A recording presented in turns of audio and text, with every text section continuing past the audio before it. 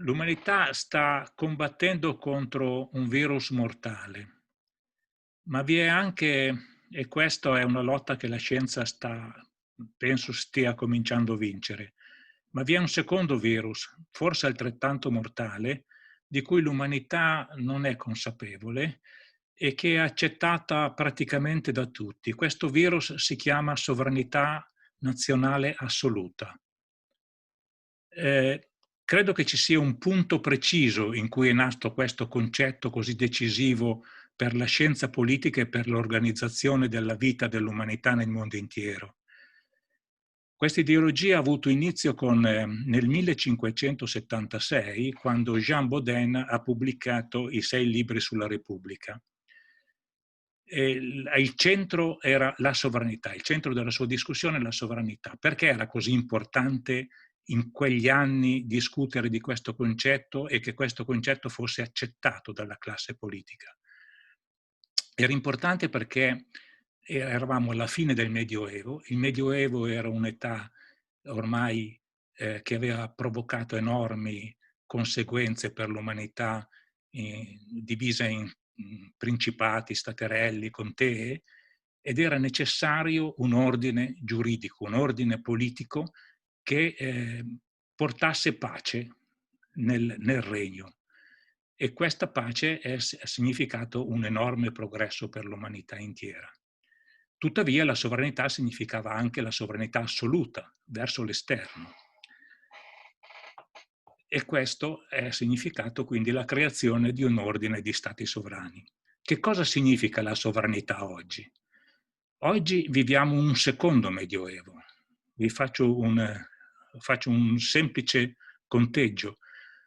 L'ordine internazionale in cui viviamo è stato creato nel 1948 con l'ONU e con l'accordo tra le due grandi superpotenze, gli Stati Uniti e l'Unione Sovietica. Bene, questo ordine internazionale è un ordine che oggi possiamo considerare anarchico, un ordine medievale. Viviamo in un nuovo medioevo. Al tempo in cui è stato creato c'erano 40 stati, oggi ci sono circa 200 stati nell'ONU. Non solo, ma questi 200 stati nell'ONU si stanno combattendo uno contro l'altro perché le grandi potenze vogliono sopraffare le piccole potenze e e mettono in gioco il futuro dell'umanità. Ci sarà una terza guerra mondiale? Credo che l'umanità debba rifiutare questa prospettiva e lo debba rifiutare perché ci sono problemi giganteschi che mettono in discussione il futuro dell'umanità. Uno di questi è senz'altro il cambiamento climatico e la possibilità della distruzione della vita sul pianeta. Insomma, l'umanità sta vivendo una situazione in cui siamo tutti sulla stessa barca, ma al posto di la barca ha delle falle, al posto di aggiustare le falle noi creiamo una situazione per cui la barca affondi. Il modello alternativo, lo dico velocemente, potrebbe essere l'Unione Europea. L'Unione Europea è nata come una unione sovranazionale. Oggi abbiamo un Parlamento europeo sovranazionale, abbiamo un governo o quasi governo che è la Commissione europea, abbiamo ancora comunque degli stati in Europa che non accettano completamente questo ordine, ma in ogni caso l'idea iniziata dall'Unione Europea, questo processo storico, dovrebbe diventare anche un modello per organizzare l'umanità del futuro se vogliamo che l'umanità abbia un futuro sostenibile.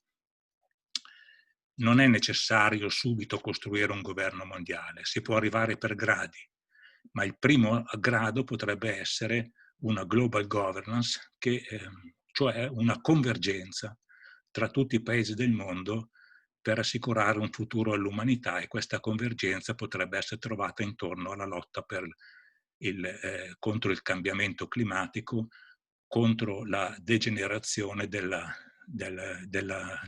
vita sul pianeta che noi stiamo provocando con il nostro disastroso sviluppo industriale.